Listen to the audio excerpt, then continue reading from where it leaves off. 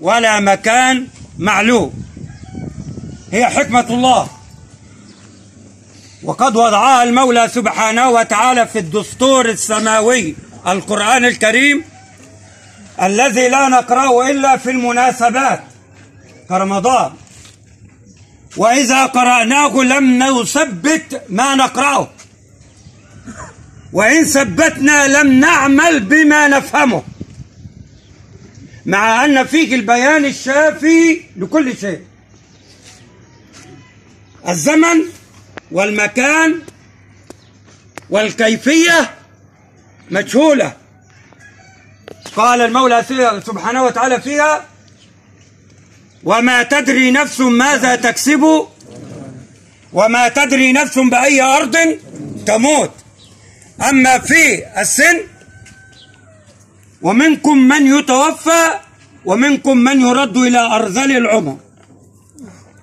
تلاحظ كل التفسيرات في هذا الأمر أن المولى أجهل الزمن والمكان والكيفية عشان يكون الإنسان على صلة بالله دائما. أنا ما أعرفش أنا هموت إمتى. منكم من يتوفى ومنكم من يرد إلى أرذل العمر. ما قالش فلان طفل وفلان في الشباب وفلان في الرجولة وفلان في الشيخوخة، لا، قال منكم. يبقى أنا وأنت والثالث والرابع والألف نضع أنفسنا تحت هذا القانون. أما الزمن وما تدري نفس ماذا تكسب غدا.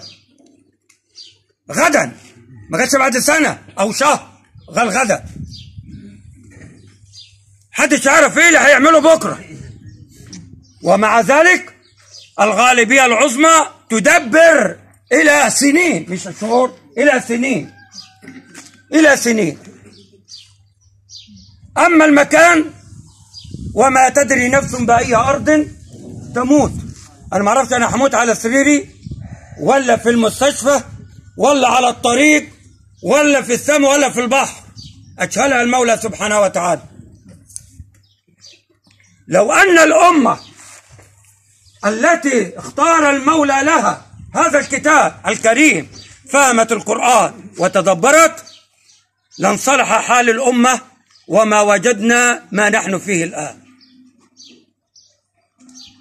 جاء المصطفى صلى الله عليه وسلم وأكد على ذلك بنفسه حتى نقول أمام القرآن ثم المصطفى صلى الله عليه وسلم. عمل ايه الرسول عليه الصلاة والسلام؟ كان إذا خرج من بيته قال لأهله: أستودعكم الله الذي لا تضيع ودائعه. ما تصلى عليه. شوف سيدنا بقى طلع من البيت بيقول ايه؟ أستودعكم الله، يعني بالمعنى العام كده أنا يمكن ما ارجعش تاني لكم، فأنا سبتكم أمانة عند الله والله لا تضيع عنده ودائع. اختار مين؟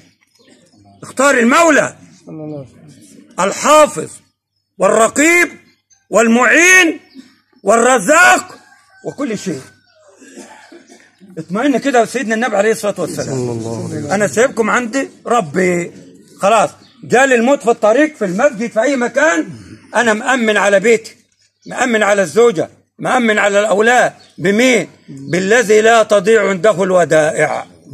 ولذلك لما نزل القرآن الكريم بهذا البيان وشرحه المصطفى سيد الأنام وطبقه عمليا، عاش الصحابة على المنهج ففرحوا بالموت واستعدوا له في كل وقت وفي كل زمن وفي أي حال، حتى قالها بلال الذي نردده ونكرره. قالها بلال ويا ريتنا نقولها جميعا، أو يعن المولى على أن نكون مثل هؤلاء. لما نام على فراش الموت وبكت البنت وقالت: وكرباء عليك يا أبتاه؟ قال: لا كرب على أبيك بعد اليوم نلقى الأحبة محمدا وحزبه. احنا رايحين عند مين؟ شوف